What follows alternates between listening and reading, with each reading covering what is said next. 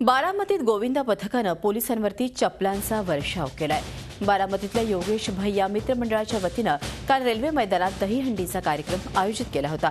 त्यात अभिनेत्री श्रद्धा कपूरला आमंत्रित करण्यात आलं होतं।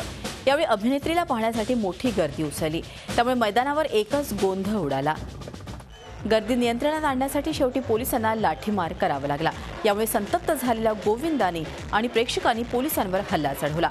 लाठीमार करत असणाऱ्या एका पोलीस अधिकाऱ्याला जमावानं घेराव घालून बेदम चोप दिला, तर इतर पोलीस अधिकारी जे होते त्यांच्यावरती देखील चपलांचा वर्षाव केला। यात पोलीस अधिकारी किरकोळ जखमी झाला असून अद्याप कोणावर गुन्हा दाखल झालेला नाही। राष्ट्रवादी युवक काँग्रेसचे राज्याचे उपाध्यक्ष आणि बारामतीचे राष्ट्रवादीचे नगरसेवक योगेश जगताप यांनी या दहीहंडी महोत्सवाचं आयोजन केलं होतं। बारामतीत झालेल्या या बेशिस्त प्रकारामुळे शिस्तप्रिय असणारे अजित पवार आपल्या कार्यकर्त्यांना आता काय सल्ला देत आहेत याकडे सगळ्यांचंच लक्ष लागलंय।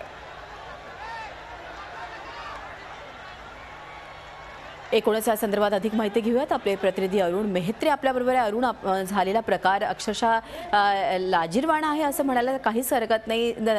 नीट जमावाला पांगवता आलं असं किंवा जमावानी एक बेशिस्त असं वर्तन केलेलं दिसतंय। अजूनही कोणावरती गुन्हा दाखल झालेला नाही। आता काय परिस्थिती आहे?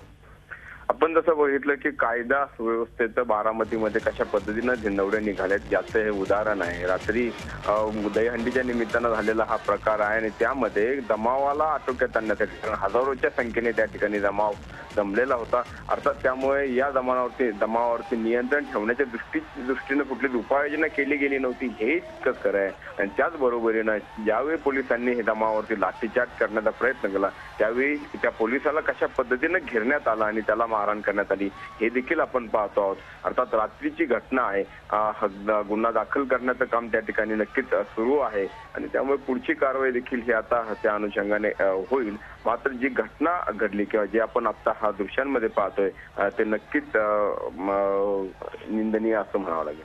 खरं, धन्यवाद अरुण ही माहिती दिल्याबद्दल। आणि कार्यकर्त्यांचे हे वर्तन खरोखरच निषेधार्ह आहे। धन्यवाद। आपले प्रतिनिधी अरुण मेहत्रे आपल्याला माहिती देत होते।